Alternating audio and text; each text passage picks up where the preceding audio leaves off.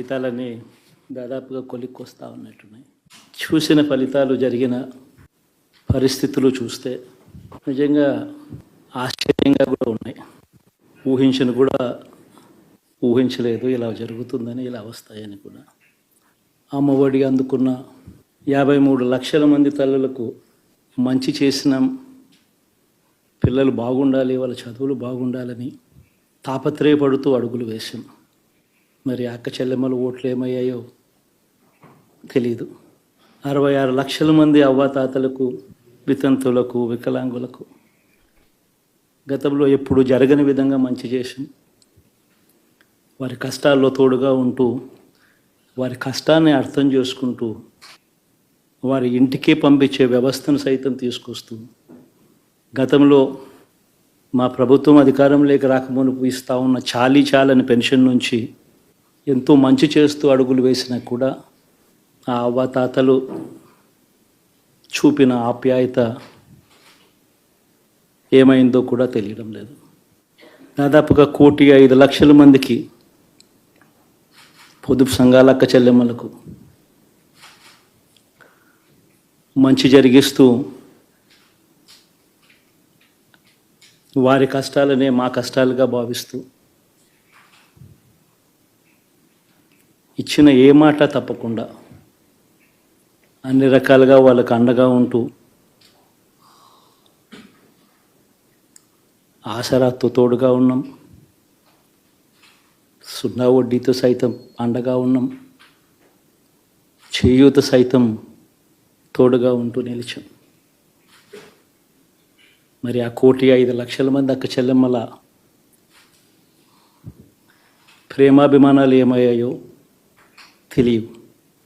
చిన్న చిన్న వ్యాపారాలు చేసుకుంటా ఉన్న వీళ్లకు, నా అక్క చెల్లెమ్మలకు, నా అన్నదమ్మలకు మంచి జరగాలని ఆరాటపడుతూ వాళ్ళకు ఒక తోడు. మరి ఇన్ని గొప్ప మార్పులు చేసిన తర్వాత, ఇన్ని కోట్ల మందికి మంచి జరిగిన తర్వాత,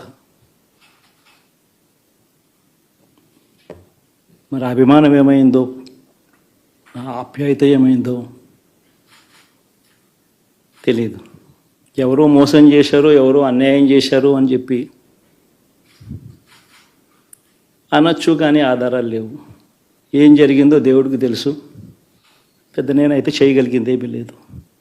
ప్రజల తీర్పు తీసుకుంటాం, కానీ మంచి చేయడానికి మాత్రం ప్రజలకు తోడుగా ఖచ్చితంగా ఉంటాం. వాయిస్ ఆఫ్ ది వాయిస్లెస్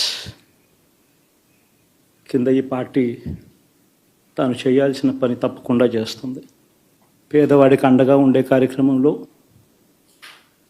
ఎప్పుడూ కూడా పేదవాడికి తోడుగా ఉంటూ గలం విప్పుతుంది, పేదవాడికి అండగా నిలుస్తుంది. పెద్ద పెద్ద వాళ్ళ కూటమి ఇది. ఢిల్లీలో సైతం శాసించే పరిస్థితుల్లో ఉన్న కూటమి ఇది. ఆ కూటమిలో ఉన్న బీజేపీకి, ఆ కూటమిలో ఉన్న చంద్రబాబు గారికి, ఆ కూటమిలో ఉన్న పవన్ కళ్యాణ్ గారికి, అందరికీ కూడా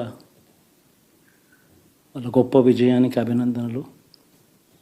ఓడిపోయినా కూడా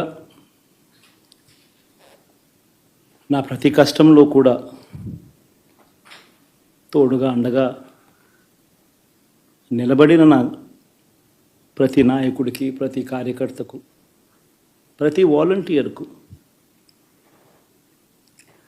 ప్రతి ఇంట్లో నుంచి వచ్చిన ప్రతి స్టార్ క్యాంపెయినర్గా నాకు తోడుగా నిలబడిన నా అక్క చెల్లెమ్మలకు, అన్నదమ్ములకు, మీ అందరికీ మనస్ఫూర్తిగా మీ అందరికీ కూడా కృతజ్ఞతలు తెలియజేస్తా ఉన్నాను. ఏం జరిగిందో తెలియదు, కానీ ఏమి చేసినా, ఎంత చేసినా ఇంకా 40% ఓటు బ్యాంకు మాత్రం తగ్గించలేకపోయారు. ఖచ్చితంగా మళ్ళీ ఇక్కడి నుంచి లేస్తాం. మళ్ళీ ఇక్కడి నుంచి గుండె ధైర్యంతో నిలబడి మళ్ళీ లేస్తాం.